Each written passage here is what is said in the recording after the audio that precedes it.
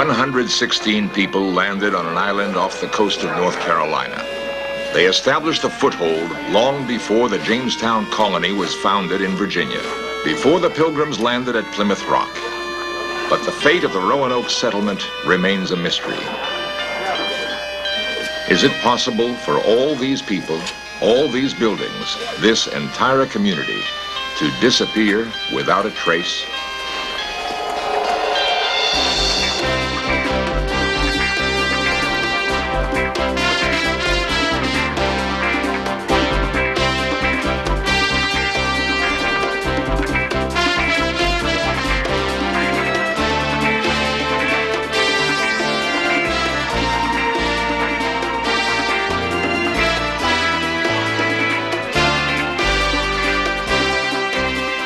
This series presents information based in part on theory and conjecture.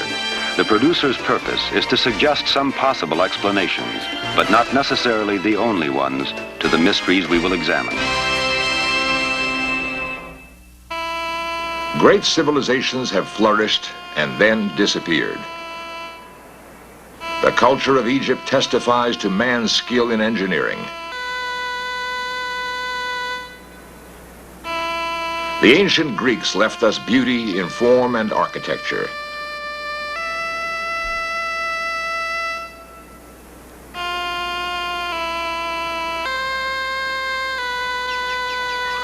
The Mayan pyramids pay tribute to a race that blossomed and then mysteriously disappeared.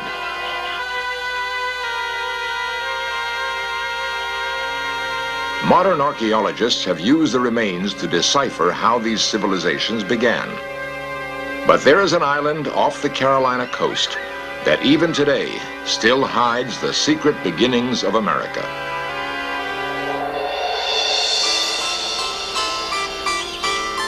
The story begins in England, 1587. Elizabeth has been queen for almost a quarter of a century. Her favorite courtier is Sir Walter Raleigh, a man of ambitious vision. Sir Walter implores Elizabeth to allow him a bold venture, establish a foothold in the New World, which has until now been dominated by Spain. With her approval, he gathers 116 men, women, and children to brave an ocean crossing.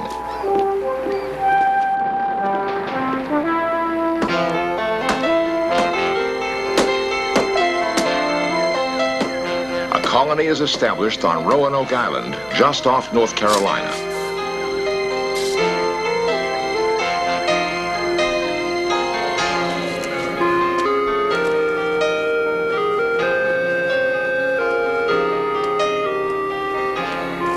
Barely are some of the first houses up when a problem becomes apparent.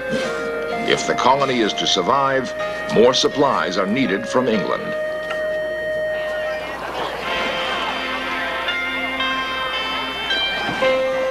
On a clear day in August 1587, Governor John White bids goodbye to his beloved daughter Eleanor, to her husband Ananias Dare, and to his only grandchild Virginia Dare, 9 days old, the first English child born in this new land. Every colonist is aware of the dangers of an Atlantic crossing for a man of White's age. Meanwhile, the governor hides his anxiety about this handful of people being virtually defenseless.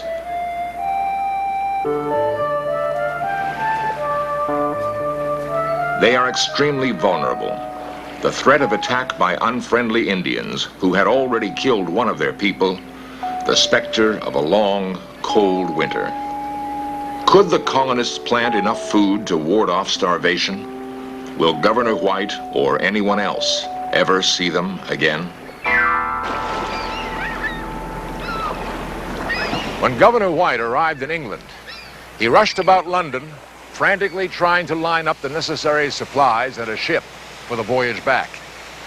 He wanted to return to Roanoke as quickly as possible to ease the colonists' worry about being totally isolated. The governor's timing could not have been worse. England is gearing up for a war to the death with Spain, whose mighty armada is poised to strike.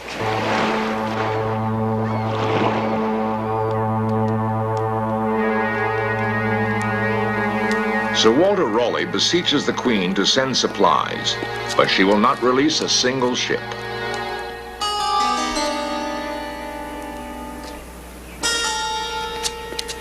None of his pleading can force the Queen to change her mind.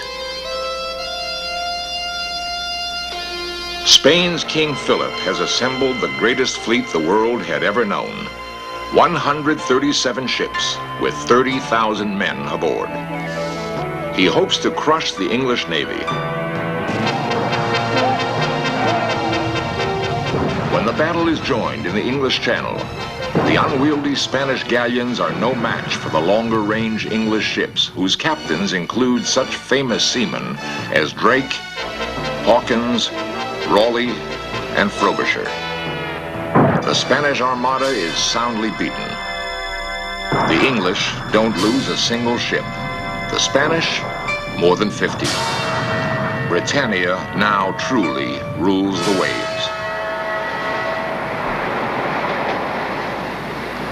Despite the victory, it is 3 years before Governor White can convince someone to take him back to Roanoke.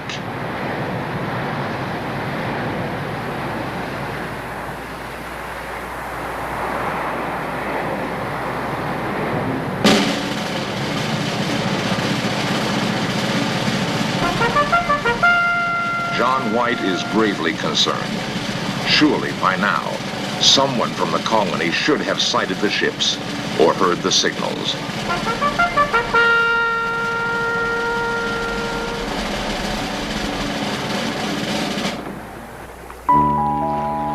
Cautiously, they approach the beach.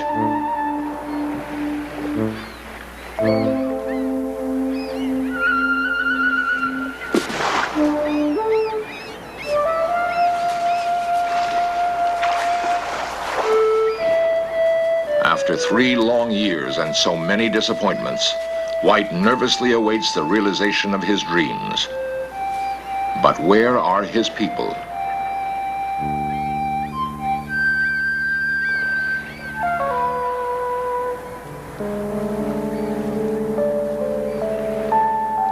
Knowing the colonists would fear an attack by the Spaniards, White orders the piping of a familiar English tune to reassure anyone hiding in the woods.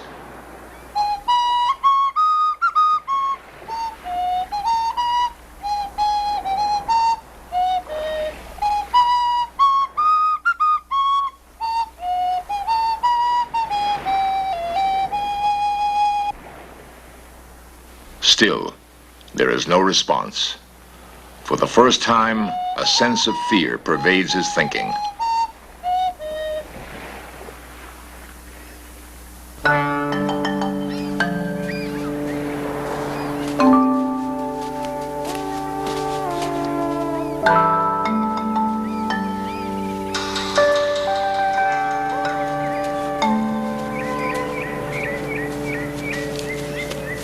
The trail inland is familiar, but empty.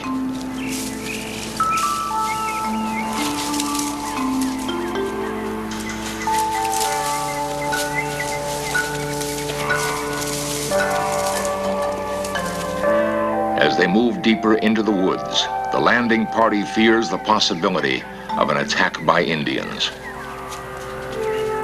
Governor White remembers that although the Indians were at first peaceful, a killing had created tensions that could well have flared into violence after he left.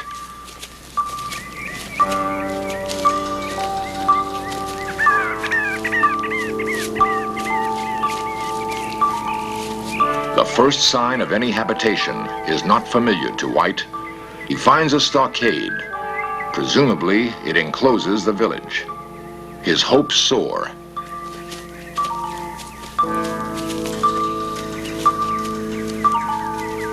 But as he enters the gate, he is stunned.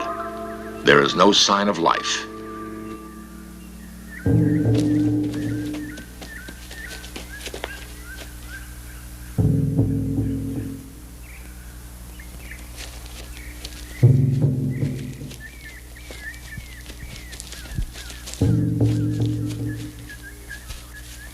Eerie silence. The compound is overgrown. Nothing remains. Even the sturdy buildings are gone. If the Spaniards had burned the buildings, where are the charred remains? If the colonists had been ambushed, there should be bleached bones, something to tell the tale. There is nothing.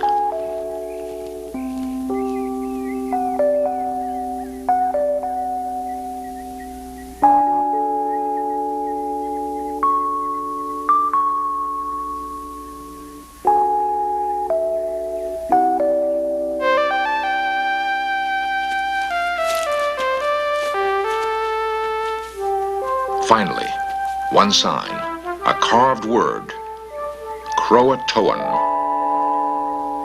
Before the governor had sailed, everyone agreed that if the colonists were to move away, they would leave a clue. Did this word mean they had gone to nearby Croatoan Island? The search continues into the night. 3 more letters, C-R-O, are found carved on a tree, but nothing to tell what happened. Determined to go to Croatoan Island the following day, they return to their ship.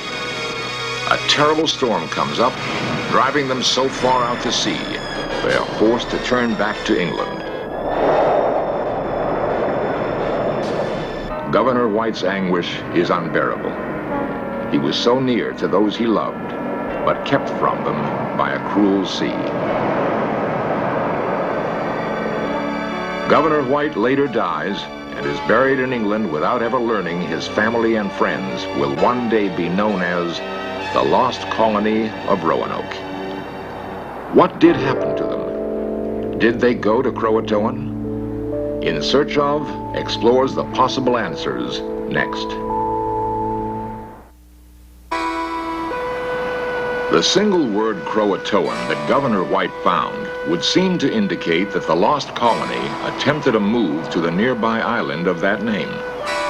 While the governor never lived to search there himself, others who did, in colonial as well as modern times, found no indication that the colonists had ever even been there. No buildings, no bricks, no tools, nothing. What happened to the lost colony? This has been a matter for speculation by laymen and historians ever since that time. Author-historian David Stick, who lives on nearby Cape Hatteras, has spent years trying to solve the riddle. There have been many theories. One, probably the most prevalent one, is that they were attacked by the Spaniards. The Spaniards, having settled in the West Indies with a number of colonies there, are known to have kept a close watch on the Raleigh colonists and what they were doing, but they did not attack. This has been proved by a thorough examination of the Spanish archive. Another theory, advanced by one of the leading historians of this area, is that they built a vessel and sailed back toward England and were lost at sea. This also is highly improbable. The treacherous waters in the vicinity of Cape Hatteras, known as the graveyard of the Atlantic, are not the type of waters in which you would want to begin a trip in a small vessel built by people who were not shipwrights, heading back across with no navigational equipment. Today, approximately 1,000 people live on Roanoke Island, and the lost colony remains a controversial topic. The U.S. Park Service established a National Historic Site here, and Ranger historian William Evans has definite opinions about the mystery. I'm sort of torn between 2 theories as to what happened to the lost colony. One, I think that they either went south and lived on the Outer Banks with the friendly Hatteras Indians, became intermingled and absorbed into that colony and disappeared with that group when it died of smallpox generally in the 1700s. Or that the colony moved north towards the Chesapeake Bay, began to live friendly with a small tribe of Chesapeake Indians, but were violently massacred along with those Indians just before the Jamestown colony arrived in 1607. The theory that they lived with Indians is given credence by a story from the journal of Captain John Smith of the later Jamestown colony. They enjoyed good relations with the local Indians through the efforts of Captain Smith, who took the trouble to learn the Indians' language.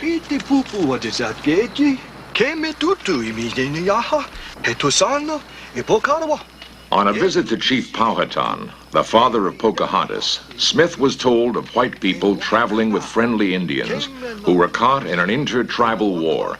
All the whites were slaughtered, except for a group of 7, 4 men, 2 boys, and a young maiden.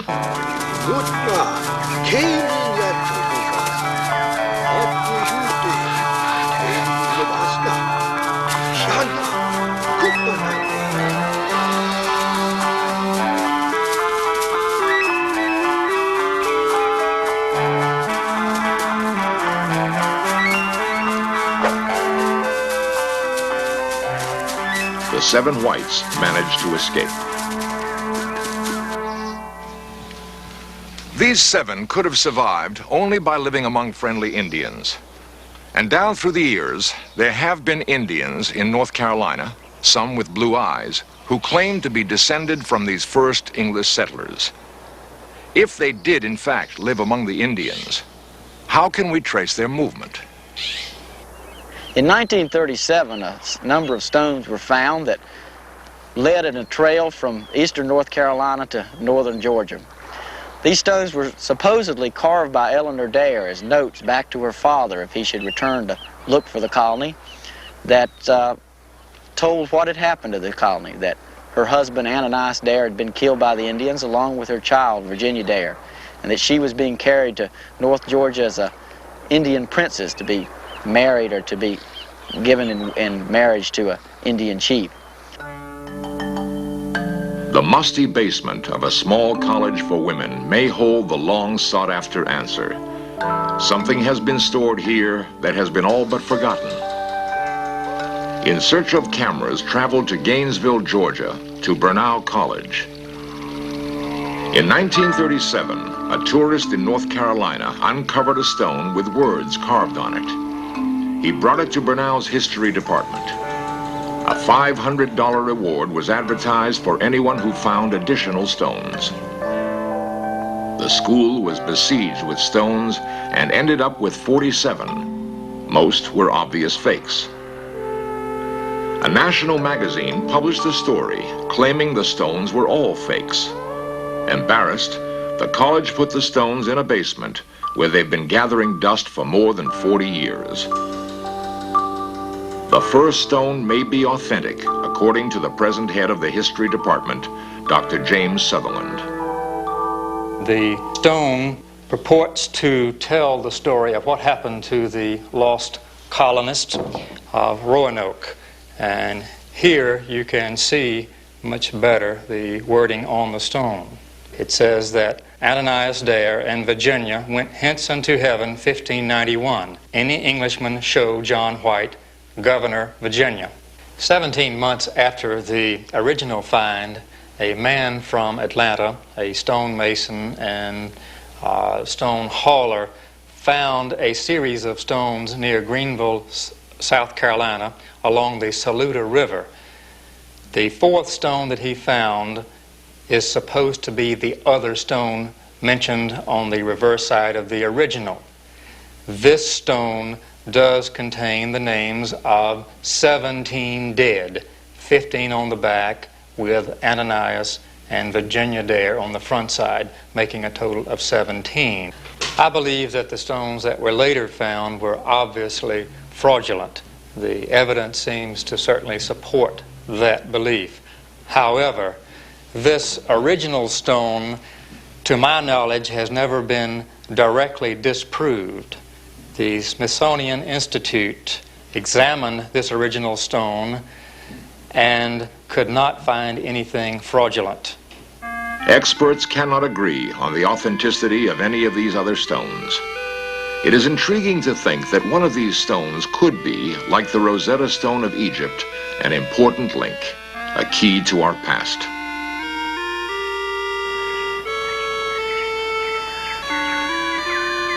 Today's Roanoke Island has its legend of the ghost of Virginia Dare, the grandchild of Governor White. Legend has it that beautiful Virginia was betrothed to a young Indian hunter, but she was also loved by a very jealous medicine man. To prevent her from marrying his rival, he changed her into a deer. Later, unaware of the change, her true love shot and killed the deer with an arrow. There are those who say the ghost of Virginia Dare, sometimes a deer and sometimes a young maiden, appears in these woods on moonlit nights, trying but unable to tell us the answer to the mystery of what happened to the lost colony of Roanoke.